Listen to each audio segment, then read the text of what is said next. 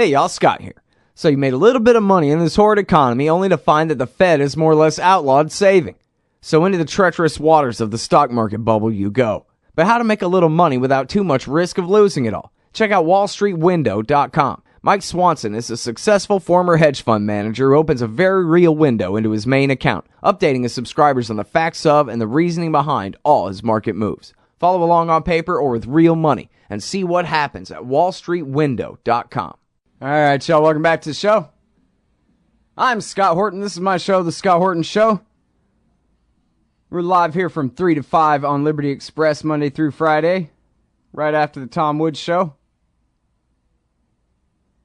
And Sunday mornings at 8:30 Pacific on KPFK 90.7 FM in LA. This Sunday, I don't know who the guest will be yet.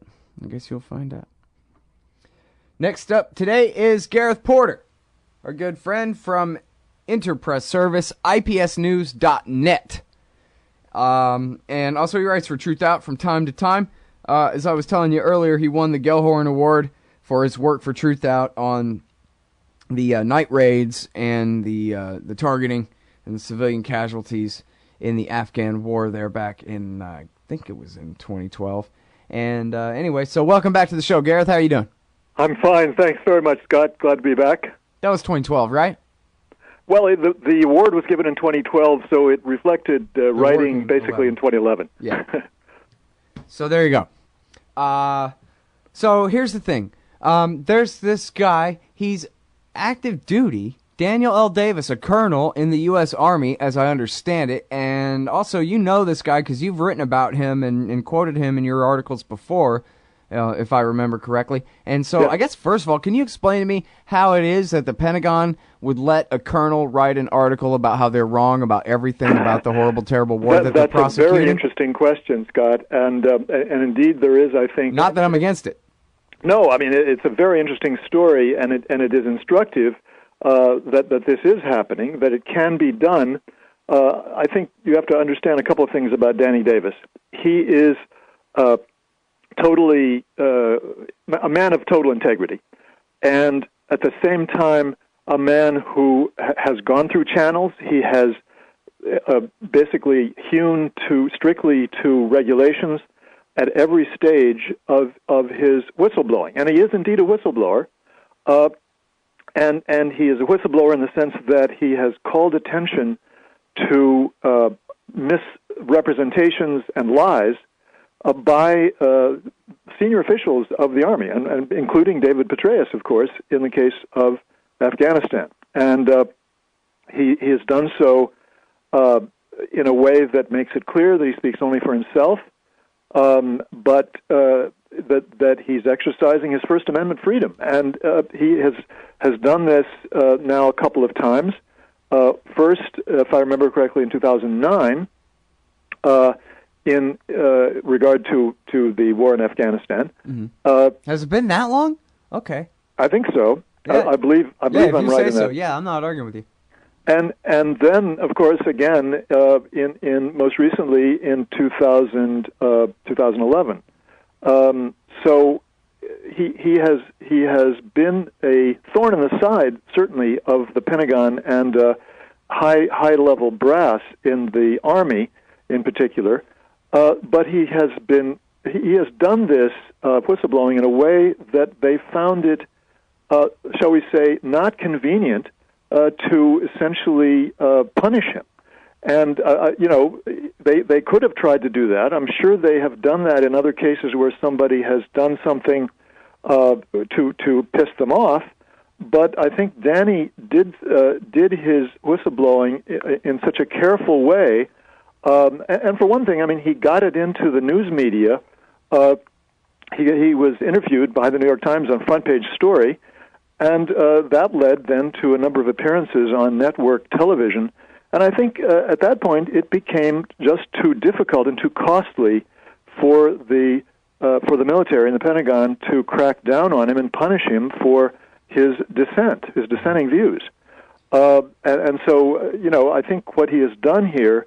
And this takes nothing away from the reality that Ed Snowden did something that involve breaking the law, because that really was the only way that he could be a whistleblower in the way that he was. But for what Danny Davis has done in terms of whistleblowing, he has shown that it is possible to do it if you're careful enough and clever enough to do it in a way that the military finds it not convenient to take away your ability to continue to express yourself, that you can, in fact, express dissenting views at a very fundamental level on extremely important policy matters. And in this case, of course, what Danny was doing was saying that the U.S.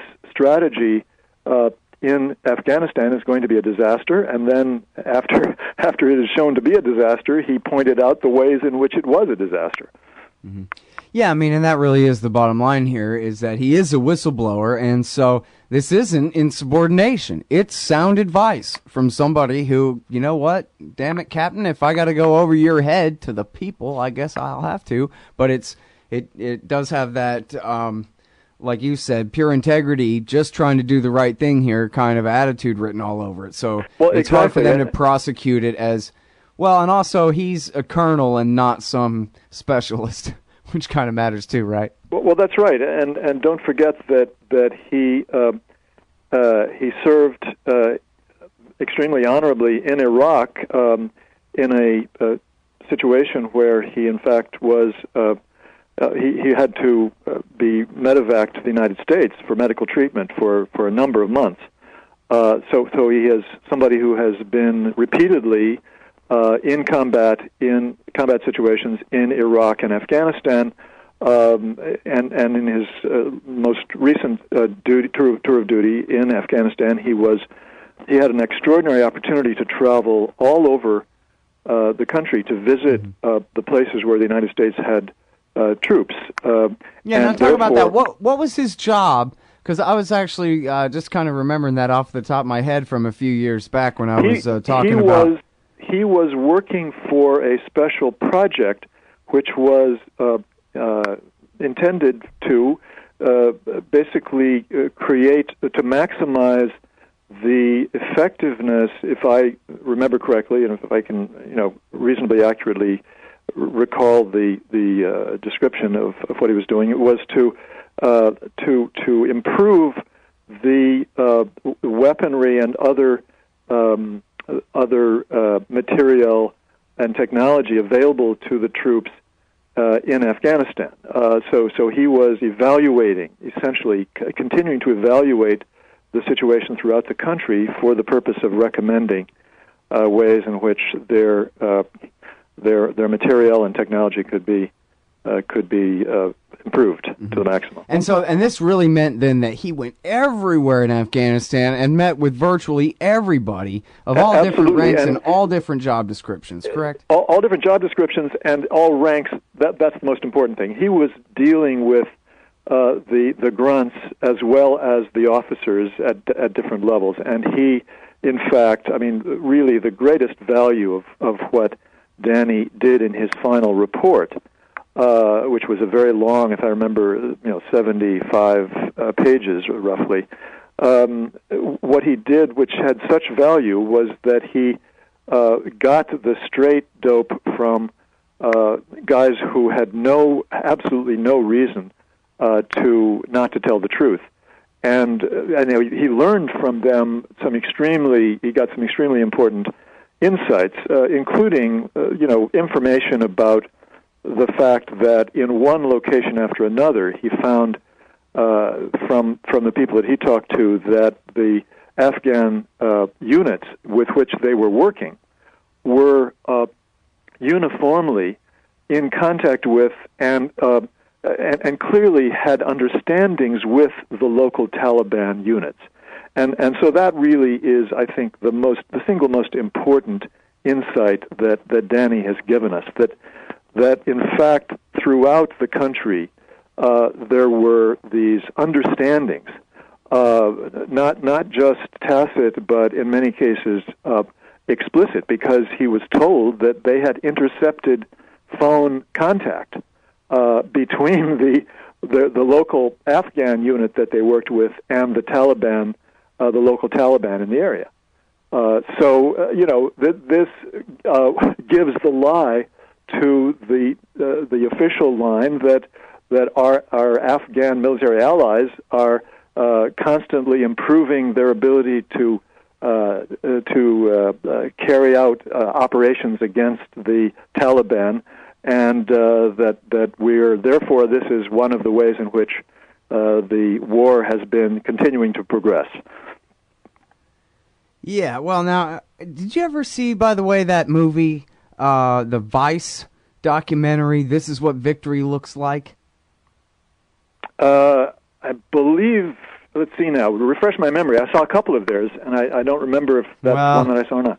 I hate to say it, but the thing that's most memorable about it is the, I guess, sergeant, or, gunnery sergeant or something, complaining about how his job is basically protecting the child molesters of the community. No, I did not see that one. I did not see that one. But that of course, is a very familiar complaint from U.S. and NATO troops that they were indeed in contact with Afghan officers, translators, who were, it was habitual abuse of young boys, in particular. I mean, there was an occasional female who was abused, but in almost every case, it was a sexual abuse of young boys. And as the whole situation is depicted in that movie, it's really sad. But the point I was going to make actually about it was just about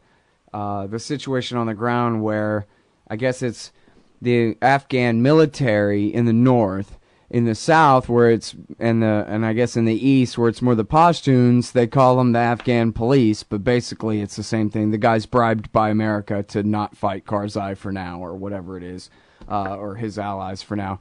They're bribed to go along. And basically as they visit the various Afghan army and police, they're completely pathetic and powerless, and there's no way that they could stand up against the Taliban if they were left on their own. And so I'm just saying it makes perfect sense what you're saying about how all these guys, they just cut deals with the Taliban. Look, just don't kill us, and then when the Americans leave, you can kill us then or whatever, but everybody's just waiting till the Americans up and leave, and then we're going to settle this, right? I mean, that's what's going on here. I think that's basically right, but I would add, that it is somewhat more complicated, complex, in the sense that there are obviously those locations within a number of provinces where the local, the people who have sort of tribal sources of power, as well as sort of just power that they were given by being part of the Afghan military at one time or another, or Mujahideen units at one time or another, and they gathered a following based on the ability to pay, to recompense, armed followers. That these people have built networks of violence that are personally, loyal to these local power holders. And this is going to continue for years and years into the future. We are not going to see, I think it's very likely that we're not going to see any time in the near future a clean resolution of this war in Afghanistan as the United States continues to withdraw and, NATO troops withdraw, of course. What we're going to see is a pattern where Taliban they continue to hold real effective power in many districts, in large parts of most districts of certainly the Pashtun South, and a few districts or a number of districts even in the non-Pashtun North and West. But at the same time, you will see a number of districts where there are pockets of power held by these essentially, military potentates, people who have simply gained power by the ability to have a number of guns under their command.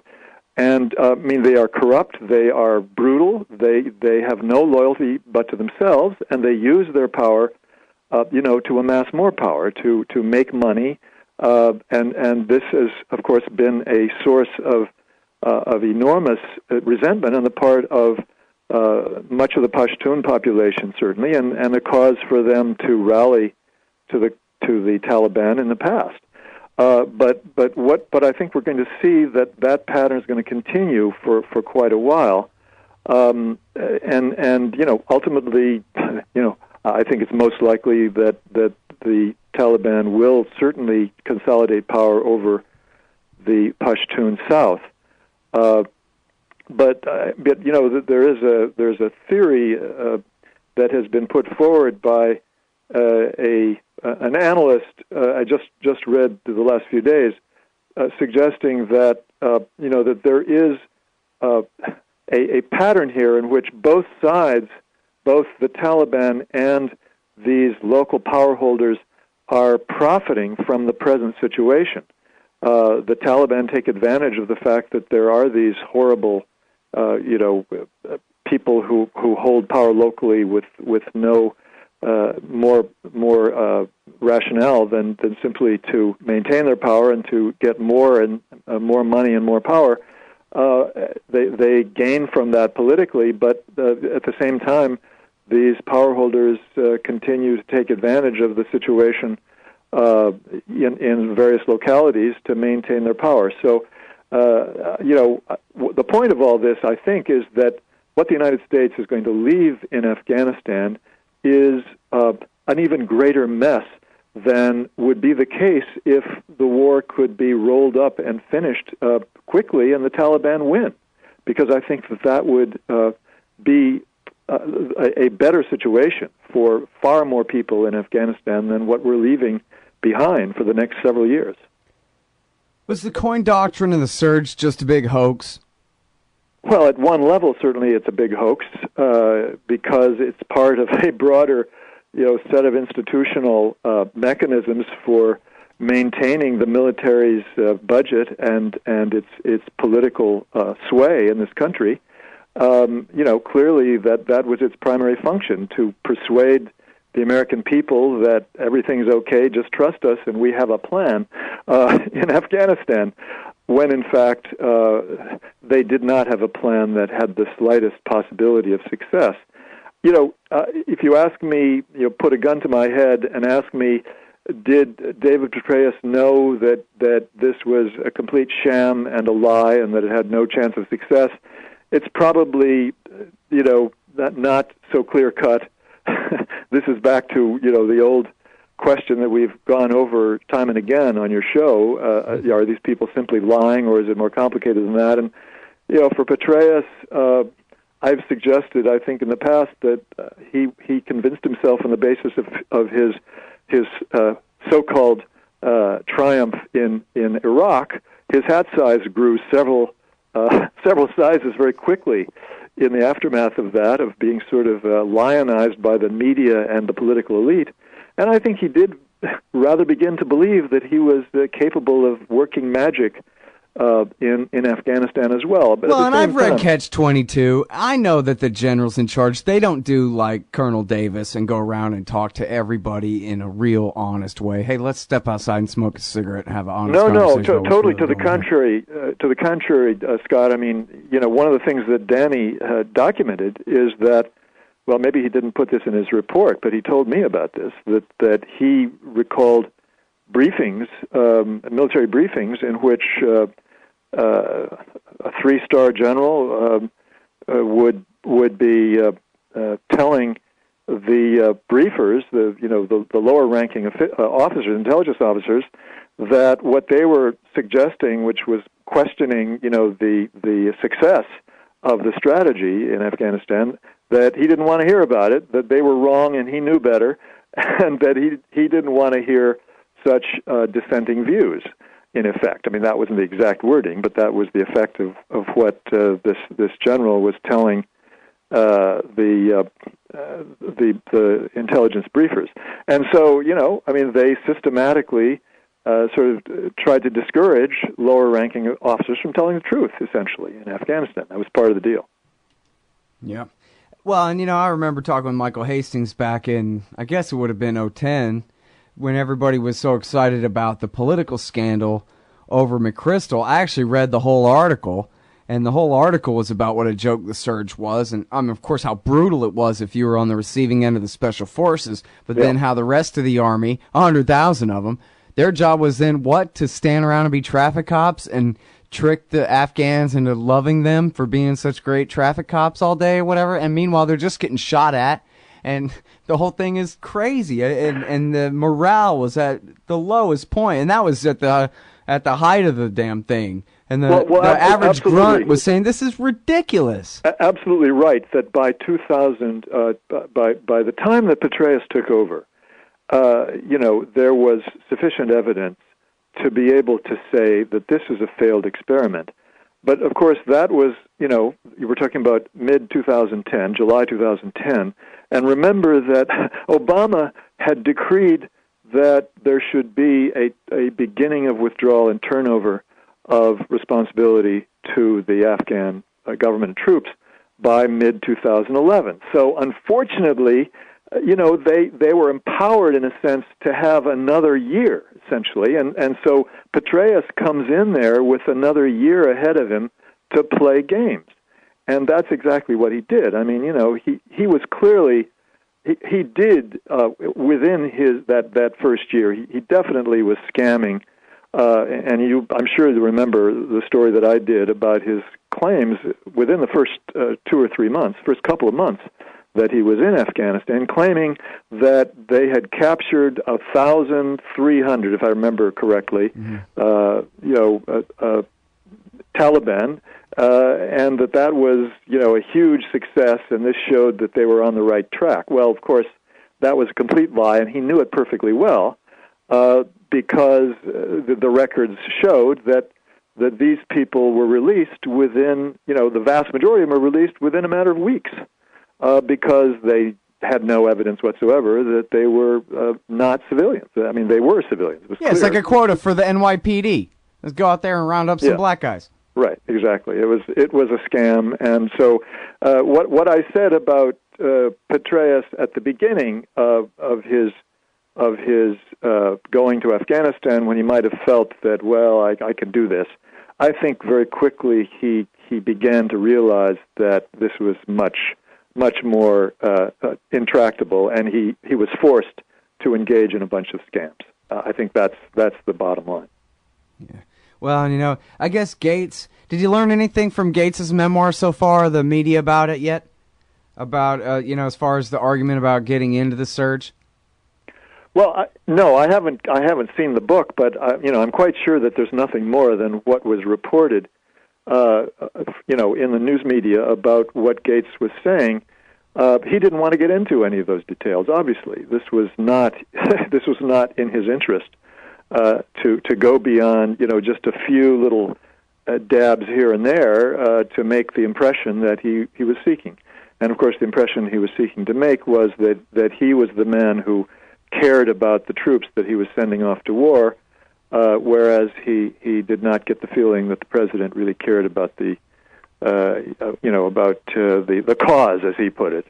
Mm-hmm. And in fact, as we've talked about in your show, what was really going on was that Petraeus was trying to, with the support of Robert M. Gates, was trying to force the hand of the president to give up his plan for beginning withdrawal in mid-2011 and to turn over responsibility. And to a great extent, I think that they were successful, not completely, but they minimized the withdrawal.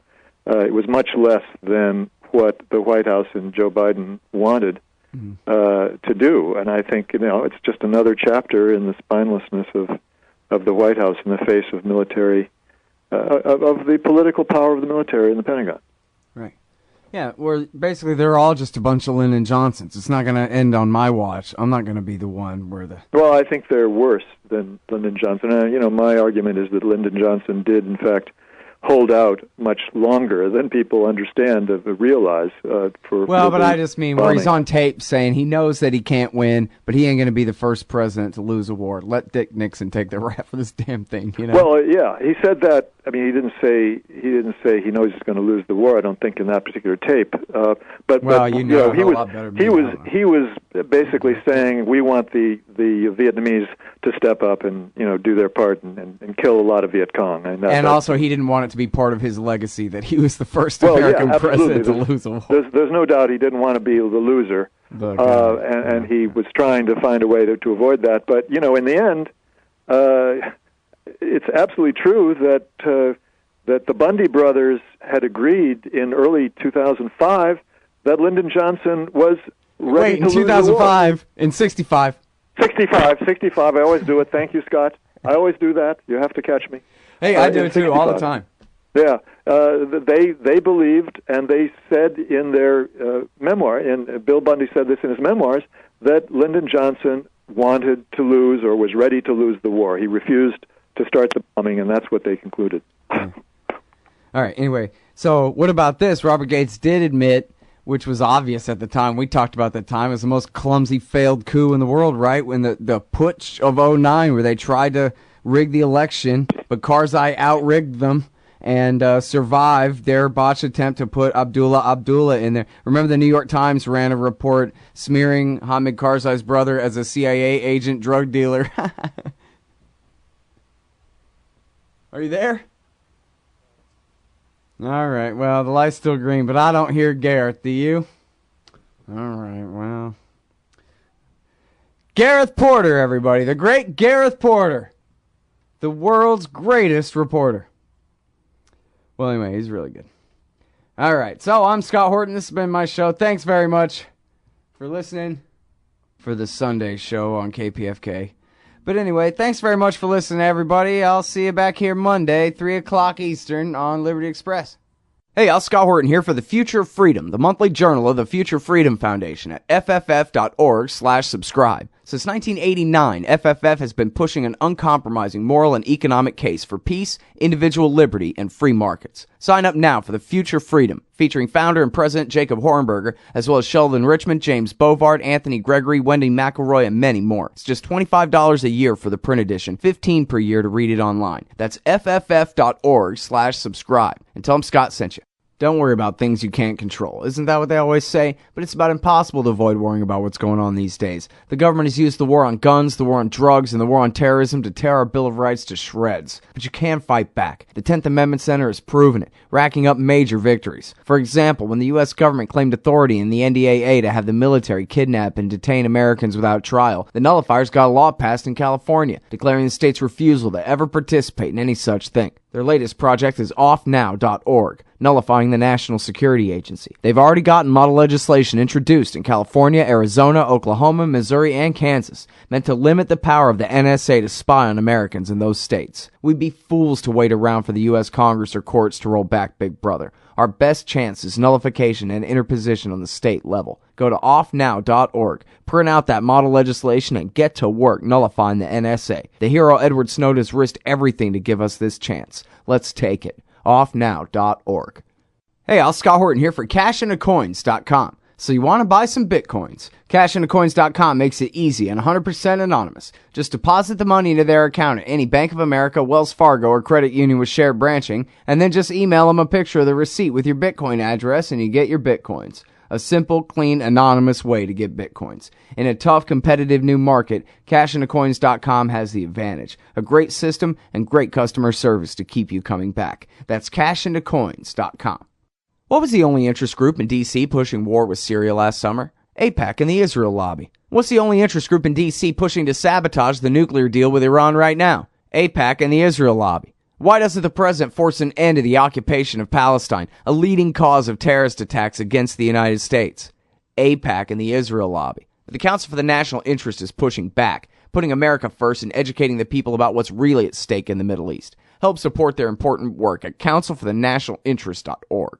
Man, you need some new stickers for the back of your truck. Scott Horton here for LibertyStickers.com. Aren't you sick and tired of everyone else being wrong about everything all the time? Well, now you can tell them all what's right with some stickers from LibertyStickers.com. At LibertyStickers.com, they're against everything, so you know they're good on your issue, too. Whether it's the wars, police, state, gun laws, the left and right, or the president, LibertyStickers.com has hundreds of choices so you can find just the right words to express your opposition and contempt for those who would violate your rights. That's LibertyStickers.com. Everyone else's stickers suck.